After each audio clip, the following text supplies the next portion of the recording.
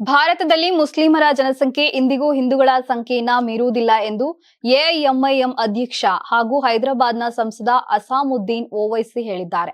ತೆಲಂಗಾಣ ಪುರಸಭೆ ಚುನಾವಣೆ ಹಿನ್ನೆಲೆ ನಿಜಾಮಾಬಾದ್ನಲ್ಲಿ ಶುಕ್ರವಾರ ನಡೆದ ರ್ಯಾಲಿಯನ್ನ ಉದ್ದೇಶಿಸಿ ಮಾತನಾಡಿದ ಅವರು, ಪ್ರಧಾನಿ ನರೇಂದ್ರ ಮೋದಿ ರಾಜ್ಯಸಭೆಯಲ್ಲಿ ಮಾತನಾಡಿದ ಭಾಷಣವನ್ನ ಉಲ್ಲೇಖಿಸಿದರು.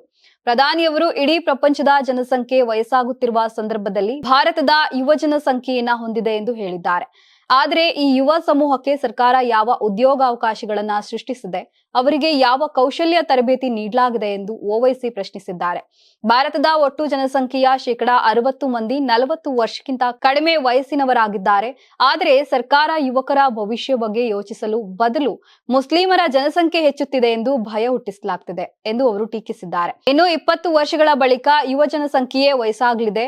ಆಗ ಹಣದುಬ್ಬರ, ಉದ್ಯೋಗ ಹಾಗೂ ಜೀವನ ವೆಚ್ಚಗಳ ಬಗ್ಗೆ ಚಿಂತಿಸಬೇಕಾಗುತ್ತದೆ.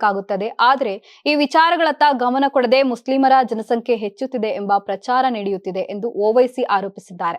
ಭಾರತದಲ್ಲಿ ಮುಸ್ಲಿಮರ ಜನಸಂಖ್ಯೆ ಸ್ಥಿರವಾಗಲಿದೆ, ಯಾವುದೇ ಕಾರಣಕ್ಕೂ ಹಿಂದೂ ಜನಸಂಖ್ಯೆಯನ್ನ ಮೀರುವುದಿಲ್ಲ ಎಂದು ಅವರು ಸ್ಪಷ್ಟಪಡಿಸಿದರು.